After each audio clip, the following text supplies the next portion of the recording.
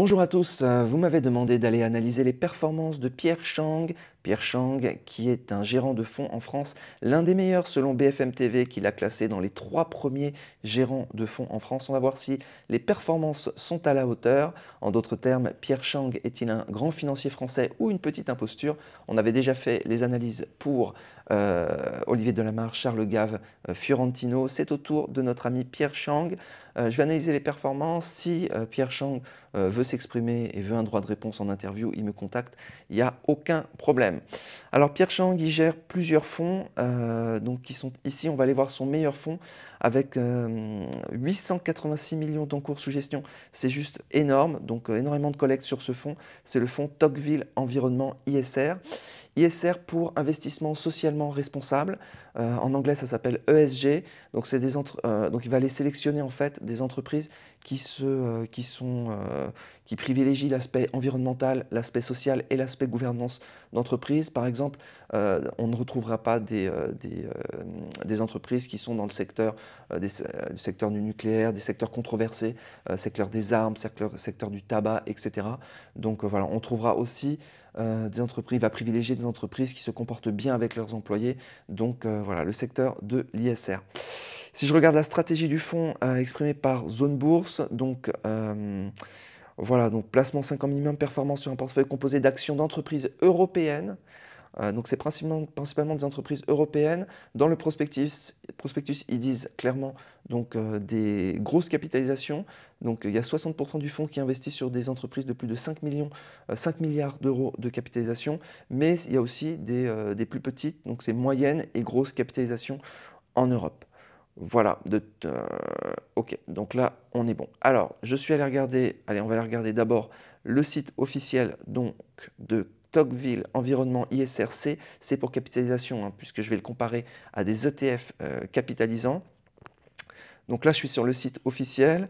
Au niveau des frais, alors au niveau des frais, c'est un peu compliqué. En fait, il y a des droits d'entrée de 3%, ce qui est énorme. Donc, je vais regarder frais. Voilà. Donc frais, voilà, frais, on est sur commission de souscription 3%, c'est juste énorme. Par contre, on ne voit pas ici de frais de gestion sur le site officiel. Par contre, quand je regarde en fait sur d'autres sites, en fait, j'ai trouvé des frais de gestion à 1,8%. Donc voilà, alors je vais regarder ici 1,8. Voilà, frais de gestion. Donc là, je suis sur EasyBourse, j'ai trouvé des frais de gestion à 1,8%. Donc en tout état de cause, déjà 3% de frais d'entrée, c'est quand même énorme.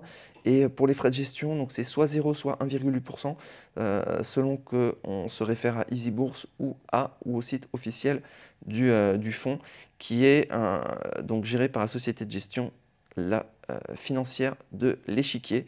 Donc, et le gérant, c'est Pierre Chang. Voilà, alors ils affichent en fait des performances sur leur site. Alors ils mettent un indice de référence, vous voyez, qui est en gris, et les performances du fonds sont en bleu. Je suis allé tout recalculer de toute façon, hein, je vais vous montrer tous les résultats. Je l'ai comparé avec tout, hein, avec l'Eurostoxx 50, même avec un MSCI World, et même avec des ETF qui investissent dans les sociétés d'investissement responsable. Donc je suis allé refaire tous les calculs. Mais c'est quand même intéressant de regarder sur leur prospectus. Ils ont mis un indice de référence. Alors ici, ils mettent indice de référence, ils ne mettent pas en fait à quoi ça correspond. Vous voyez ici, ils mettent indice de référence. Donc je suis allé fouiner en fait et j'ai retrouvé leur indice de référence qui est le MSCI EMU-NR, voilà, qui est un indice, qui est cet indice ici, qui est un indice qui est en gros avec des grosses capitalisations et des plus petites capitalisations, mais en gros ça représente les performances en fait de grosses entreprises en Europe. Voilà.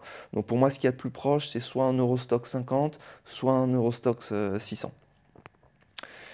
Voilà, donc si on regarde un petit peu les performances qu'ils ont affichées, donc ça, moi je vais plutôt aller le comparer avec un ETF pour véritablement voir ce que ça vaut, sachant que ils mettent un warning en disant mais attention, attention, on n'a pas pour objectif de battre l'indice, non, non, non, voilà. Mais quand même, on va aller voir toujours de la même manière, est-ce qu'ils arrivent à faire mieux qu'un ETF? tout simplement. Est-ce qu'en gros, Pierre Chang est utile ou bien est-ce qu'on aurait plutôt, est-ce que ce serait plutôt pertinent simplement d'investir dans un ETF? Est-ce que les choix d'actions qu'il fait sont pertinents ou est-ce que c'est pas pertinent? Et on va les regarder aussi, puisque vous me l'aviez mentionné dans d'autres vidéos et vous avez parfaitement raison, le risque, c'est-à-dire la volatilité, et le ratio de Sharpe, qui est le rendement rapporté au facteur de risque, donc à la volatilité. Alors, ça y est, donc c'est parti. Alors, je vais être gentil, on va commencer par l'Eurostoxx 50. Donc là, vous avez les performances du fonds Tocqueville ISR, donc depuis 2011. Donc c'est intéressant parce qu'on a on a un grand historique, donc de 2011 à 2024. Et donc je suis allé le comparer, et vous aviez raison aussi dans les précédentes vidéos, parce que je me compare souvent à des indices. Ils me disent, oui, mais regarde, prends plutôt un ETF, comme ça on pourrait se poser la question, est-ce que c'est mieux d'investir dans Tocqueville Environnement ISR, donc le fonds de Pierre Chang, ou bien dans un ETF. Donc là, j'ai pris un ETF Eurostoxx 50, j'en ai pris un, j'aurais pu en prendre un autre. J'ai pris le eShares Core Eurostoxx 50 UCITS, donc vous avez les codes ISIN, etc. Donc voilà, est-ce qu'il arrive à faire mieux que l'indice? Alors, vous avez sur ce graphique, donc là vous avez toutes les performances, ok, et puis là vous avez sur ce graphique les performances relatives. En rouge, c'est quand il n'arrive pas à battre l'indice, c'est-à-dire quand Pierre Chang fait moins que l'ETF, tout simplement. Donc c'est-à-dire que on aurait eu de meilleures performances à investir sur un ETF plutôt que de confier notre argent à Pierre Chang, sans compter que les performances du fonds de Pierre Chang sont nettes de frais de gestion, mais pas de frais d'entrée. Okay, donc il faudrait rajouter 3% de frais d'entrée au passage. Voilà, donc on regarde en 2011, c'est par rapport à un Eurostoxx 50, il fait moins 7,46, donc là négatif. 2012, négatif, moins 2,48. 2013, moins 6,95. 2014, moins 2,3. Et en 2015, il arrive à surperformer un ETF Eurostoxx 50, 5,80. Et en 2016, moins 2,50, ensuite moins 2,59, moins 2,73, donc vraiment sous-performé. Il arrive ensuite à surperformer 3,17. Alors il fait une très très très belle performance en 2020. Il fait plus 25,19 par rapport à un Eurostoxx 50. Et ensuite, c'est juste la catastrophe. Donc 2021, 2022, 2023 à chaque fois. Puis c'est vraiment des sous-performances très significatives. On est à moins 13,51 en 2022. On est à moins 15,19 en 2023. Et en 2024, pour l'instant, il est flat, il est quasiment au même niveau qu'un Eurostoxx 50, il est à moins 0,40. Voilà, donc là, c'est vraiment, vraiment pas bon. C'est vraiment pas bon, surtout que même les 4 années où il arrive en fait à surperformer l'Eurostoxx 50, bah, c'est 4 années sur 1, 2, 3, 4, 5, 6, 7, 8, 9, 10, 11, 12, 13, 14 années. Donc 4 années sur 14 années, il arrive à battre. C'est non récurrent, ça veut dire que quand il arrive à surperformer, bah, c'est par chance, c'est pas statistiquement significatif. Alors ce qui est intéressant aussi, c'est d'aller regarder la volatilité, parce que vous pourriez me dire, ouais, mais son fonds, peut-être qu'il est moins volatile, moins risqué, en fait, que le fonds, qu'un Eurostoxx 50. Et là, en fait, c'est juste absolument catastrophique. Je vous montre en fait la volatilité du fonds, donc Tocqueville Environnement ISR. Donc je vais sur risque, vous avez ici Standard Deviation, donc elle est calculée sur 3 ans, sur 5 ans, mais en fait ça ne bouge pas énormément. Il a 22 ou 23% en fait de volatilité. Alors vous vous demandez, mais qu'est-ce que c'est que ce chiffre? En fait, ce chiffre est à comparer, donc plus c'est volatile, plus c'est risqué, et on va aller le comparer tout simplement à un Eurostoxx 50. La volatilité sur l'Eurostoxx 50, là j'ai pris un autre ETF, Amundi Eurostoxx 50, mais ça changerait pas les valeurs. Donc sur 3 ans, on est à 16, et sur 5 ans, on est à 18. Donc vous voyez, entre 23 pour le fonds de notre ami Pierre Chang et 16 pour la volatilité sur un Eurostoxx 50, il n'y a pas photo. On retrouvera d'ailleurs au niveau des ratios de Sharpe. Donc le ratio de Sharpe, c'est le rendement rapporté à la volatilité. Plus il est important, et plus ça veut dire que c'est intéressant. Vous voyez, pour de l'Eurostoxx 50, on a du 0,55, 0,57. Alors que pour le fonds de Tocqueville, on a des ratios de Sharpe qui peuvent même être négatifs, puisque parfois il y a des rendements qui sont négatifs qui ont des performances négatives absolues. Donc voilà, si je regarde sur 5 ans, on est à 0,29, 0,19, donc on est très très loin en fait du ratio de Sharpe qu'on peut avoir sur un Eurostock 50. Ça veut dire quoi? Ça veut dire que même en fait si ce fonds battait systématiquement l'Eurostock 50, du fait qu'il ait une volatilité et donc un risque beaucoup plus important, bah, en fait il aurait globalement une performance moins importante. Voilà.